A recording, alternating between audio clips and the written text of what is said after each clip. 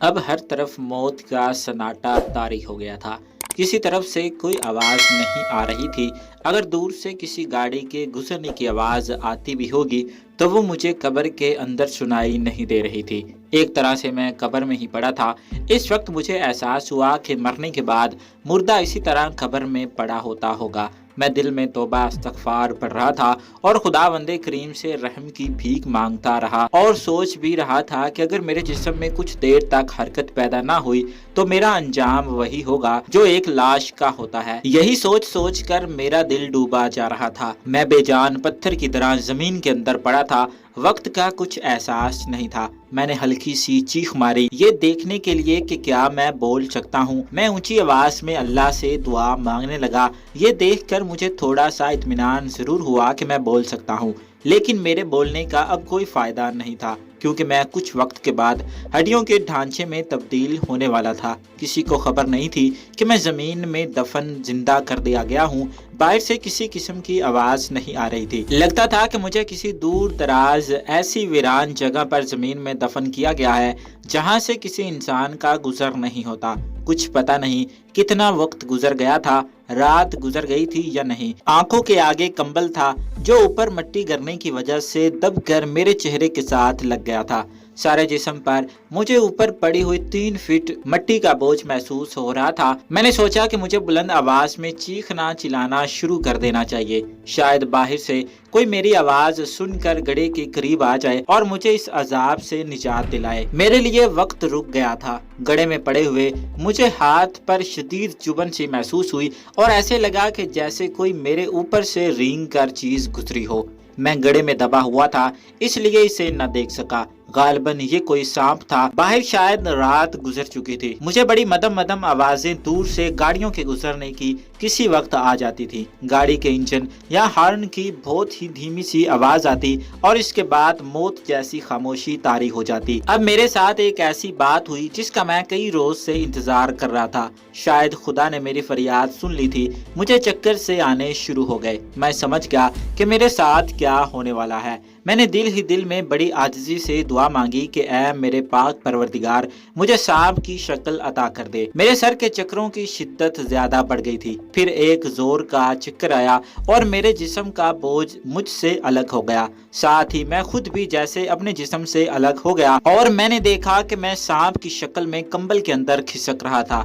میرے اندر سانپ کی ساری خصلتیں پیدا ہو گئی تھی۔ میں مٹی کے اندر گھی اور گڑھے کے باہر کی ساری خوشبوئیں اور بوئیں محسوس کرنے لگا تھا۔ مجھے قبر کی تاریکی میں سب کچھ نظر آ رہا تھا۔ مجھے اپنا آپ ہوا کی طرح محسوس ہونے لگا تھا۔ میں سانپ سے الگ بھی تھا اور سانپ کے وجود میں بھی تھا۔ وہی مٹی جو ایک بوجھ بن کر میرے اوپر پڑی تھی اب میرے رینگنے سے خود بخود آگے سے ہٹتی چلی جا رہی تھی۔ میں تھوڑی سی جدوجہد کے بعد قبر نما گڑھے سے باہر آ گیا۔ باہر دن کی روشنی چاروں طرف پھیلی ہوئی تھی۔ آسمان سیاہ کالے بادلوں میں چھپ گیا ہوا تھا۔ سرد ہوا چل رہی تھی۔ میں نے چاروں طرف سر گھما کر اپنی زبان بار بار باہر نکال کر فضا کو سونگا۔ مجھے ایک جانب سے ایک ایسی بو آتی محسوس ہوئی جس سے میں مانوس تھا۔ میں فوراً سمجھ گیا کہ یہ میرے ساتھی کمانڈو منظر خالد کے جسم کی بو تھی، مگر یہ بو ایک تو بے حد مدم تھی، دوسرا ہوا کی وجہ سے کسی وقت آتی اور کسی وقت اچانک غائب ہو جاتی تھی۔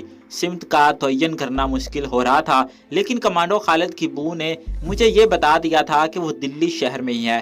دلی سے باہر نہیں گیا۔ سانپ کی حیثیت سے میں کمانڈو خالد کی بو سے اس لیے مانوس ہو گیا تھا کہ وہ کافی دیر سے میرے ساتھ رہ رہا تھا۔ مجھے اب کمانڈو خالد کے پاس پہنچنا تھا۔ میں گڑھے سے نکل کر ایک طرف سرکنڈوں میں چھپ کر بیٹھ گیا اور کمانڈو خالد کی بو کا تعین کرنے لگا کہ کس سمت سے آ رہی ہے۔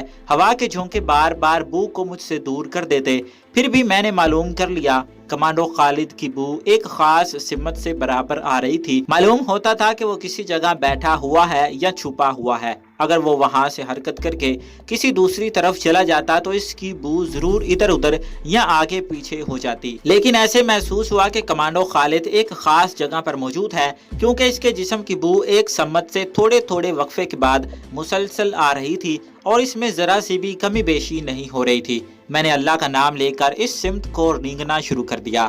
ایک سانپ کے لیے دلی جیسے آباد اور لوگوں سے بھرے ہوئے زبردست ٹریفک والے شہر میں دن کے وقت اپنے کسی ساتھی کی تلاش میں نکل پڑنا بے حد खतरनाक साबित हो सकता था। चूंकि मेरा इंसानी शऊर जिंदा था, इसलिए मैं किसी हद तक खतरे के वक्त अपना बचाव कर सकता था। लेकिन ये खतरा तो तलवार की तरह मेरे सर पर बराबर लटका हुआ था कि अगर मुझ पर किसी इंसान की नजर पड़ गई तो मेरा जिंदा रहना नामुमकिन है। लोग तो मुझे इसी वक्त कुचल डालेंगे। लोग सांप को अपना दुश्मन समझते हैं और ऐसा समझने में वो हक बेजानब भी हैं, मगर कैसे मालूम हो सकता था कि मैं सांप नहीं इंसान हूँ। अगर मैं इंसान की आवाज में बोलता तो किसी को भी यकीन नहीं आ सकता था कि मैं सांप नहीं बल्कि सांप की शक्ल में इंसान हूँ।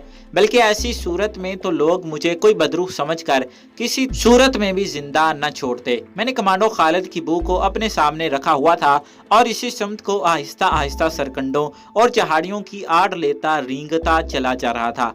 मैं गंदे नाले के ऊंचे किनारे पर रेंग रहा था। ये बिल्कुल वीरान जगह थी। कहीं कहीं कोई दरख्त था, हर तरफ खुश्क सरकंडे और चहाड़ियां थीं। मैं कमांडो खालिद की बू के पीछे पीछे चला जा रहा था। आसमान पर बादल झुके हुए थे। लगता था कि किसी भी वक्त बारिश शुरू हो जाएगी। बारिश में मेरा चलना मुश्किल था, लेकिन अभी तक बारिश शुरू नहीं हुई थी। कमांडो खालिद की बू वैसे ही मदम थी जैसे पहले थी। हवा का झोंका कभी कभी हमारे दरमियान में आकर इसकी बू को मुझसे अलग कर देता था।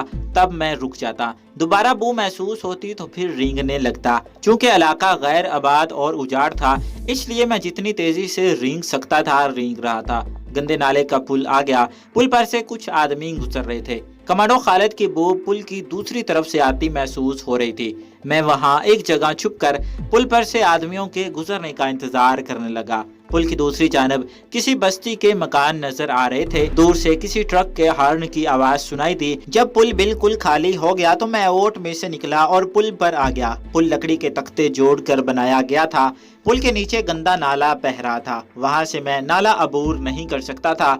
मुझे ला मोहल्ला पुल के ऊपर से ही गुजरना था। मैं पुल की रेलिंग के बिल्कुल साथ लगकर रेंगने लगा। मैं वैसे भी छोटा सा था, मेरा रंग भी भूरा था। मैं पुल के नीचे लगकर आगे को जल्दी जल्दी रेंगने लगा। मैं बड़ी तेजी से रेंगता हुआ गंदे नाले की झाड़ियों में घुस गया और झाड़ियों के अंदर ही दुश्मन लोगों से काफी दूर निकल गया। जब मैंने महसूस किया कि मैं खतरे से निकल आया हूँ और लोगों की आवाजें भी आना बंद हो गई थी, तो मैं झाड़ियों से निकलकर नाले के किनारे पर आया और मैंने देखा कि सामने एक सड़क थी जिस पर से गाड़ियां गुजर रही थी। सड़क की दोनों जानब मकान और इमारतें थीं। सामने की जानब दुकानें भी थीं। काफी लोग चल फिर रहे थे। मैंने सबसे पहला काम ये किया कि वहीं सर घुमाकर एक खास सम्मत की हवा को सूंघा। हवा में कमांडो खालिद की बू बहुत ही मदम हो चुकी थी। लगता था कि वो जहां पहले बैठा था अब वहां से दूर हटता जा रहा था।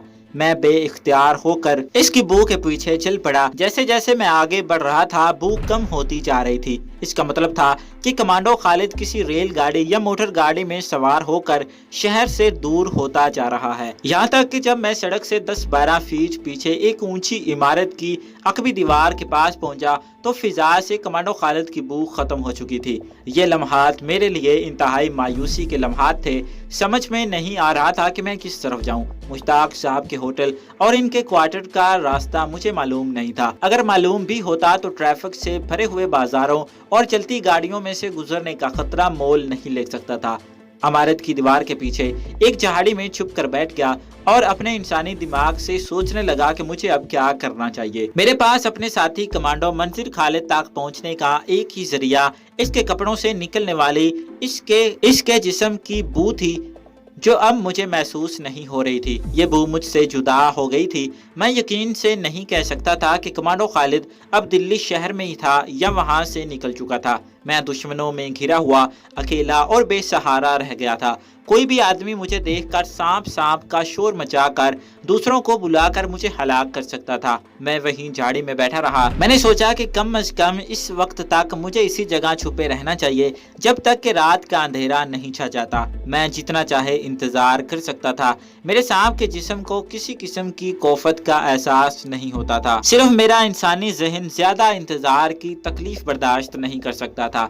लेकिन ये मेरी मजबूरी थी। मैं खामोशी से झाड़ी में बैठा रहा। अभी तक बारिश नहीं हुई थी। सर्द हवा चल रही थी। थोड़ी थोड़ी देर बाद मैं हवा को एक खास सम्मत की तरफ मुंह करके सूंघ लेता था कि शायद मुझे कमांडो खालिद की बू आ जाए, लेकिन हर बार मुझे मायूसी होती। मैंने एक दफा चारों तरफ सर घुमाकर हवा को सूंघा, किसी तरफ से भी इसकी बू मुझे नहीं आ रही थी। मुझे यकीन हो गया कि कमांडो खालिद मेरी तलाश में नाकाम होने के बाद या मेरा इंतजार करते करते मायूस होकर वापस भोपाल चला गया है, क्योंकि वो भी इस पोजीशन में नहीं था कि ज्यादा दिन लोगों की नजरों के सामने रह सके। मैं सोचने लगा कि जब इसने भोपाल पहुंचकर जमीला को बताया होगा कि हमने शरीराज और इसके बदमाशों को तो मौत के घाट उतार दिया था, लेकिन करमदाद हमसे बिछड़ गया है, तो इस बेचारी पर गम का पहाड़ टूट पड़ेगा। लेकिन हम हालात की सितम ज़र्फियों का शिकार थे।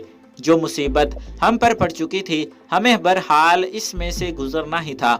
खुदा से यही दुआ थी कि या अल्लाह मुझे जिंदा सलामत रखना, ताकि हम दोनों मियाँ बीवी जो एक दूसरे को दीवानावार प्यार करते हैं और जो बेकसूर हैं, खैरियत से अपने वतन पाकिस्तान पहुंच जाएं। सड़क पर से गाड़ियों के गुजरने की आवाजें आ रही थीं, लोगों की भी आवाजें आ रही थीं। दिन गुजरता गया, आखिर सूरज गुरूब होना शुरू हो गया। फिर शाम का अंधेरा जमीन पर उतर आया। मैंने चहाड़ी में से सर बाहर निकाल कर देखा, इमारत की दोनों जानब सड़क की बत्तियां रोशन हो गई थी, दूसरी इमारतों की बत्तियां भी जल उठी थी।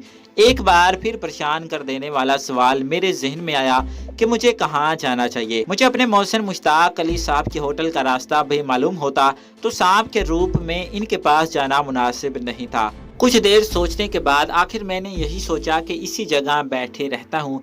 जब रात आधी गुजर जाएगी और सड़क पर खामोशी छा जाएगी तो यहाँ से निकलकर किसी और तरफ जाने की कोशिश करूँगा।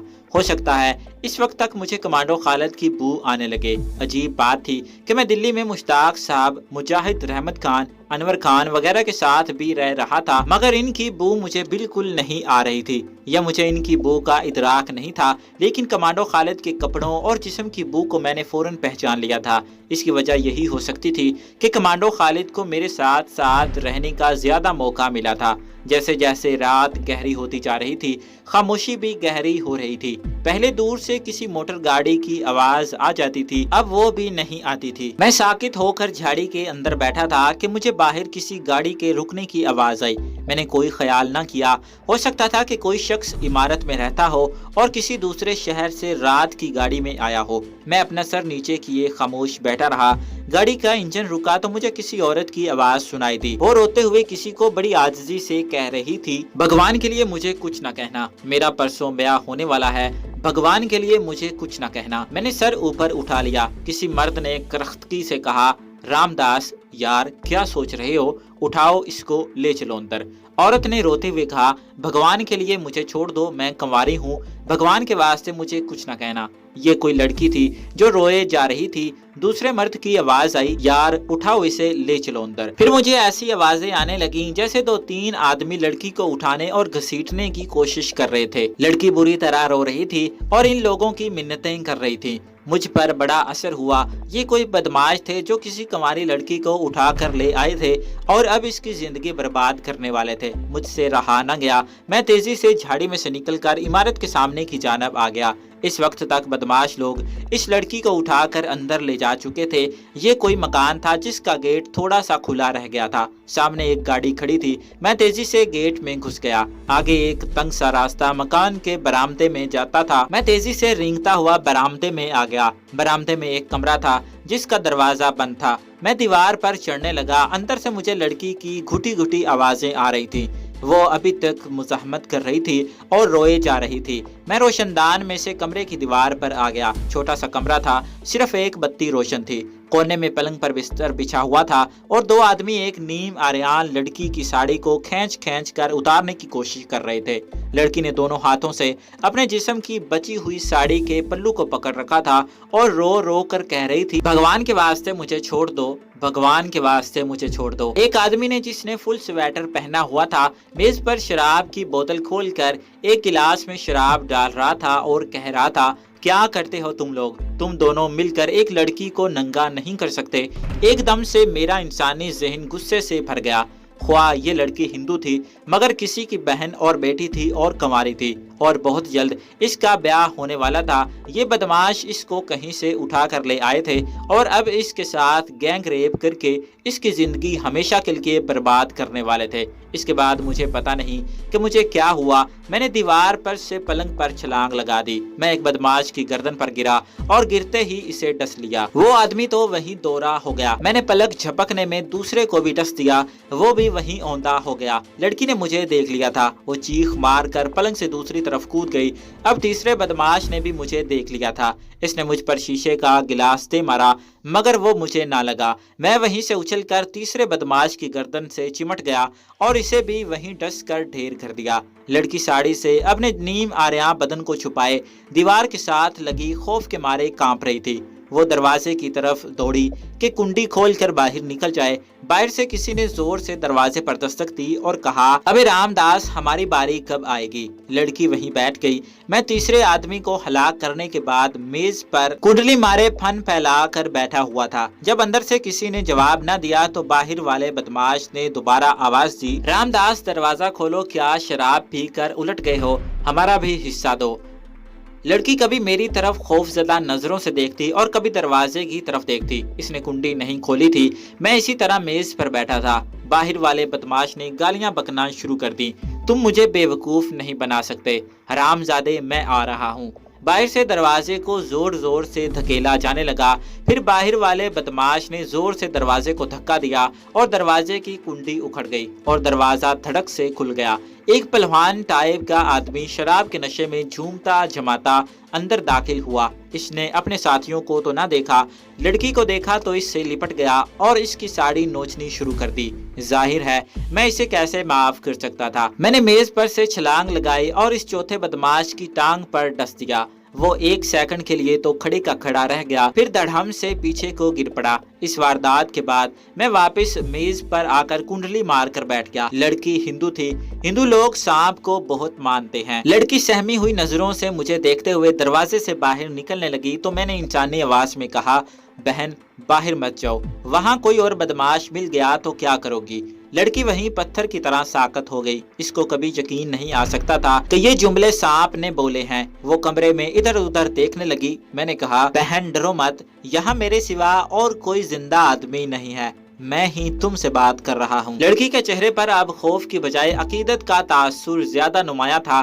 اس نے ڈری ہوئی آواز میں پوچھا، کیا تم ناگ دیوتا ہو؟ مجھے اپنے آپ کو چھپانے کا بڑا اچھا موقع مل گیا تھا۔ میں نے کہا، میں ناگ دیوتا کا بھائی ہوں، مجھے ناگ دیوتا نے تمہاری مدد کے لیے یہاں بھیجا ہے، مجھ سے ڈرنے کی ضرورت نہیں۔ میں نے چاروں بدماشوں کو جو تمہاری عزت برباد کرنا چاہتے تھے ہمیشہ کی نیند سلا دیا ہے۔ مجھے بتاؤ تم کہاں جانا چاہتی ہو؟